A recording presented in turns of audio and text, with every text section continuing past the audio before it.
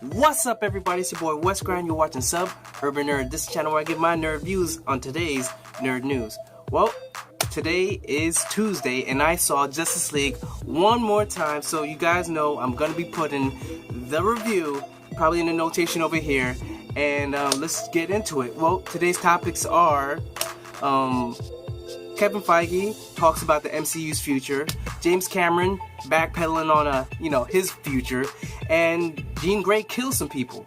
Well, the first topic on the Nerd Rundown, Kevin Feige says that it's over, man. Game over, man. With the Avengers 4.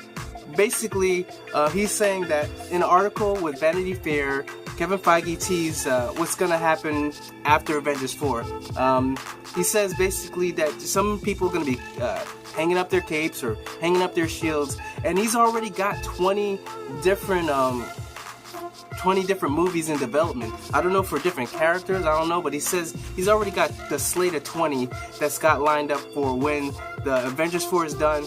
They got it. They don't. You ain't got to worry about what's a Marvel gonna do next. They already got it. That's one thing I love about some Marvel, is because they know what they got planned. Unlike DC, where they pretty much throws things on a dart and see what sticks. As far as let's do this movie. Oh, people like that. Let's make a sequel, or let's make a spin-off of that. Then, hey, you know what? How about the spin-off? Put that in another time period. How about we do this? How about we do that? No, DC don't know what they're doing. No one knows what DC's doing. That's why Justice League kind of flopped, because people don't trust them no more.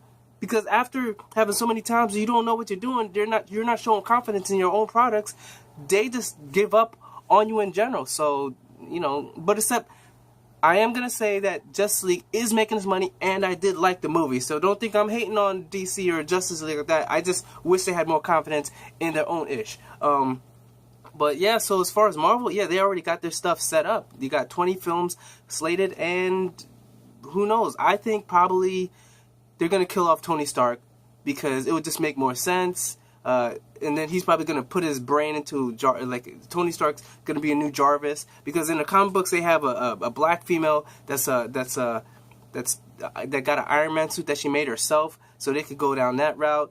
Captain America, Falcon is Captain America, or Bucky could be Captain America. Both of them were Captain America at some point, so they could definitely do that as far as moving Steve Trevor out of there. And as far as Black Panther, he's just brand new, so you could already have a new Avengers kind of setup, so you don't have to have the same old one. They could have brand new people in this whole new MCU, so they don't have to do a reboot like people normally do. They could kind of do a reboot as far as different characters, but still in the same universe. But that's pretty much all I have for that news. Next, we have James Cameron reveals that he made the Avatar 2 and 3, and they're self-contained stories. So they don't need to lead into one another, but it's going to be able to watch the sequel and enjoy that movie, and then they'll be able to go into the third one, enjoy that movie.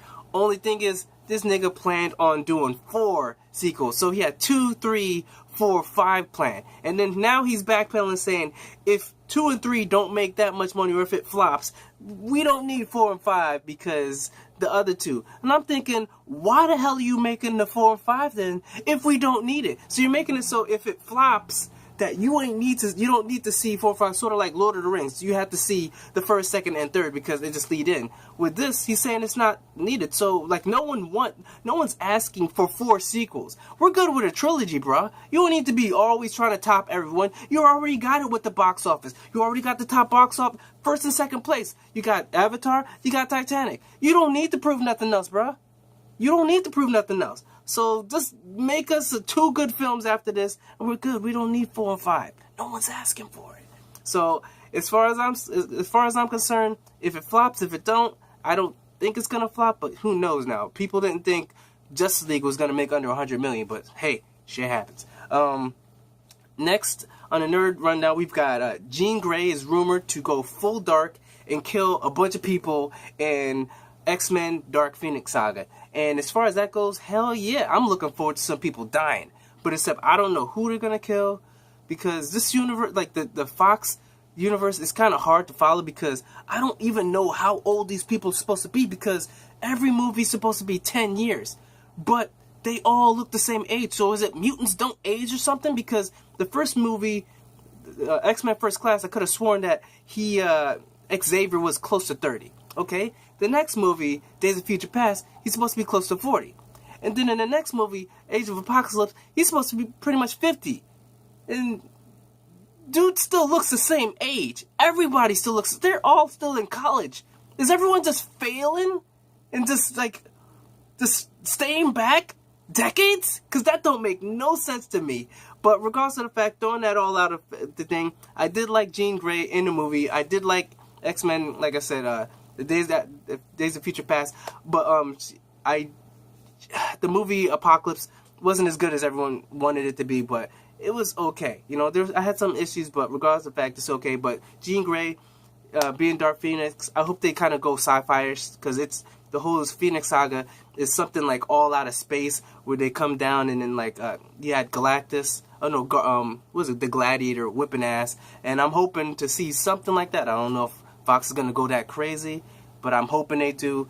But hey, like I said, they had Jean kill some people in X-Men Last Stand, which nobody likes to mention that movie because that movie sucked. But other than that, I'm definitely looking forward to seeing what they're gonna bring forward and what they're gonna have Jean Grey do, because I want to see her go crazy and kill a bunch of people. I don't know, maybe I'm a bad person, but I just want to see people die in the movies.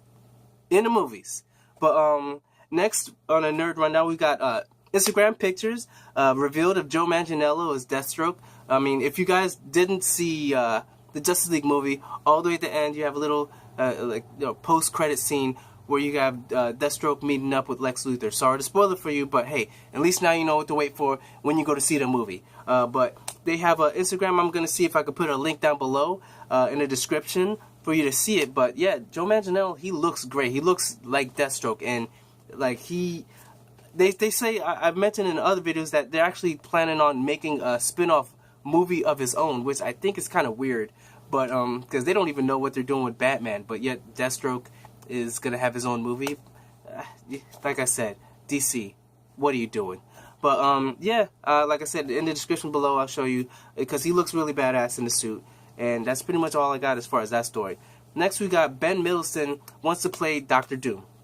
Well, at first I didn't think he could, because actually he's playing the Skrull Commander in a Captain Marvel movie with Brie Larson. But then I thought about it. I was like, wait a second, Dr. Doom isn't with Marvel. Even though it's a Marvel character, it isn't with Marvel. It's Fox. It's a Fox property. Dr. Doom is Fantastic Four, owned by Fox, so he could actually be Dr. Doom. But except, like I said, that's just an actor saying he would love to play a role. Doesn't mean he's gonna get it, because hey, actors don't get, unless you like got that clout like that, like a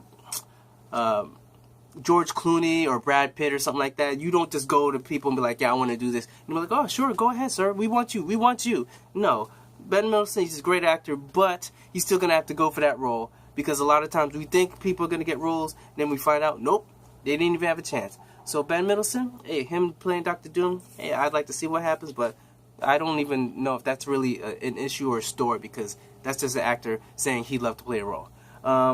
Next, we have Zack Snyder's original cut of the Justice League movie would have been 3 hours.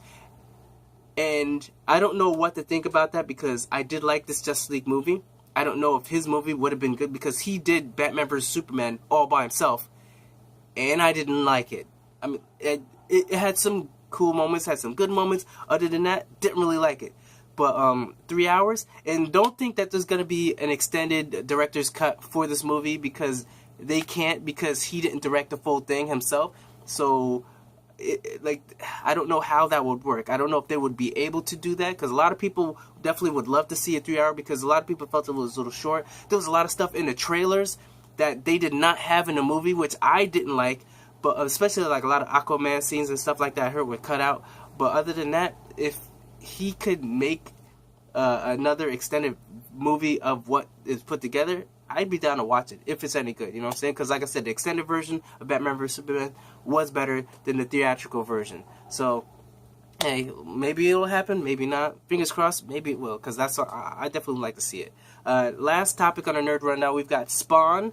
Of course, you guys know a reboot's happening, but except it's going to be taking place in New York, which is kind of cool. If you guys didn't see I used to watch the HBO series, which is kind of like very violent adult animated series. But and I didn't even find the Spawn live action movie that bad. Everyone says it's horrible, but I didn't find it that bad. But then again, I can't even remember most of the movie. I just remember him turning his cape over to the motorcycle and the motorcycle looking all crazy sharp. But other than that, how that movie goes, or how this movie comes, I think it's Todd McFarlane. He's going to be making the movie and directing it himself. So we'll see how that comes out. It's a Todd Miller. Whichever. The movie's going to be made. Hopefully they do it kind of gritty, like sort of like a low budget. And that can make it really better, because they're not going to get a lot of money for the Spawn movie, because they're not doing it anymore. They don't have faith in it, so they keep it in Blumhouse. Blumhouse, which has been doing great as far as low-key budget, like they Get Out, Lights Out, all these like small independent films have been doing great, and it's Blumhouse that's behind it, and Blumhouse is behind the Spawn movie, so they probably can make it a little bit scary and action. So I have faith when Blumhouse is overseeing any production of any type of movie. So that's pretty much it for today, guys. Remember to share, to like, tell all your friends. Comment down below if you want to ask me something, tell something as far as going on with the video. Remember to subscribe on this right here. Check out yesterday's nerd news and the playlist right up there. So remember, I'm Risk Grant. You've been watching Sub Urban Nerd, and you've just been nerdified. Catch you guys tomorrow.